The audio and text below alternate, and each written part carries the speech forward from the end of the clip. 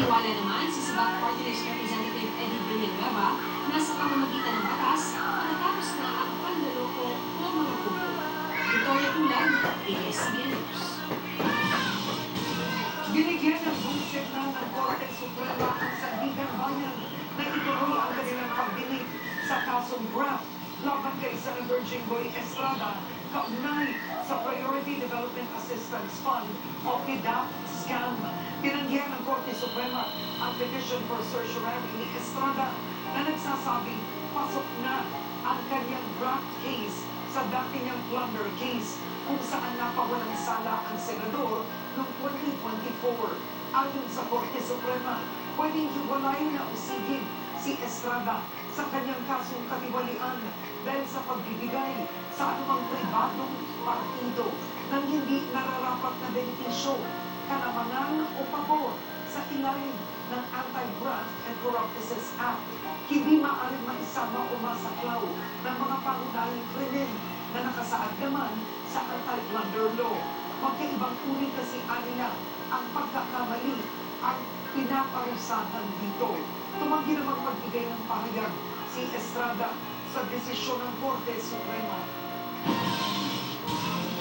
Kabayan, maliban po sa mga magkakasong sakit, inaasahan din ang pagsulpot ng mga kaso ng allergy at hika dahil sa pagpapalit ng panahon.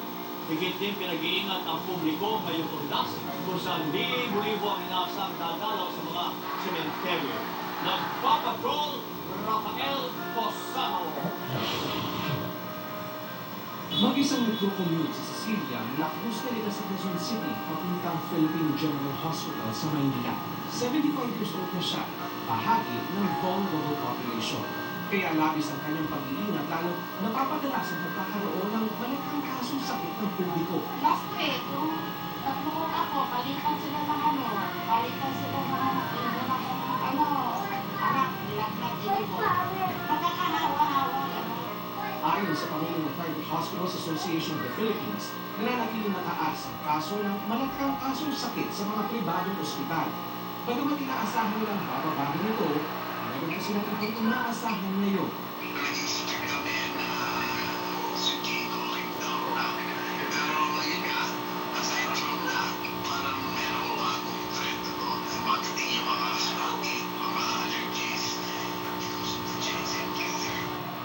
Ang mas preskong panahon, gusto ng amihan, lalo na tuwing umaga at gabi, at isang sa mga nakikitang rason kung bakit inaasahan ang kaso ng iba-ibang tubig ng allergy. Dahil po sa mas pumunahan sa ating paligid na maaaring magdulot ng pangulo ng ilong, kalamunan, mata at balat.